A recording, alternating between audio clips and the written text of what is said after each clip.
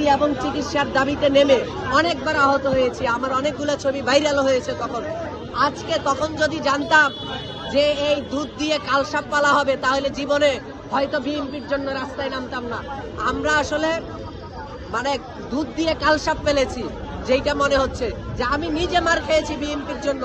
28 October আমি নিজে মার খেয়েছি, তার আগে সচিবালয়ের সামনে নানা জায়গায় মার খেয়েছি। কিন্তু এইরকম ভাবে বিএনপি যে আওয়ামী লীগ হয়ে উঠবে, এইটা আমাদের স্বপ্নেও ছিল না।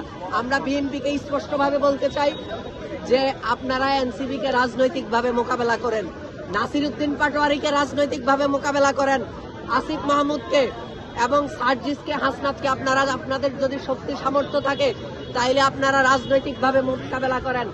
যারা এই দেশে রাজনীতি নির্মাণ করে, যারা ন্যারেটিভ শক্তিশালীভাবে প্রতিষ্ঠা করে, তাদেরকে আপনারা দলে টানতে পারছেন না।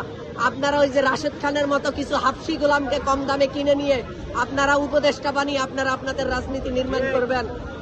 এই রাজনীতি আপনারা এই দেশে করতে পারবেন না। এই রাশেদ খানরা উপদেষ্টা হওয়ার পরে আপনাদেরকে বুদ্ধি দিচ্ছে যে নাসির পাটোয়ারিকে হামলা করেন, না সার্জিস হাসনাতকে হামলা করেন। এইভাবে আসলে ভাই রাজনীতি হয় না, এটা আওয়ামী লীগ না। আপনাদের সেই শক্তি সামর্থ্য নাই আওয়ামী লীগ হয়ে ওঠার। আওয়ামী লীগ এখানে আওয়ামী লীগ হয়ে উঠেছে 15 বছর লেগেছে।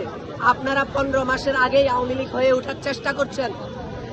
তারেক রহমানকে বলতে চাই যে আপনার জন্য, আপনার মায়ের জন্য বহুবার আন্দোলন করে রাস্তায় নেমে আমি নিজেও মার খেয়েছি। আমি নিজেও বিএনপি পরিবারের সন্তান। আমার বাবা এখনো বিএনপিকে ভোট দেয়, আমার ভাই বিএনপিকে ভোট দেয়।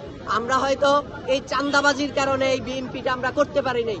এটা আপনাকে ভাবতে হবে যে একটা বিএনপি পরিবারের সন্তান হয়েও কেন আমাকে এনসিপি করতে হয়, এই দায়ভার আপনাদের এবং আপনার যে রাজনৈতিক উপদেষ্টারা আছে তাদের দায়।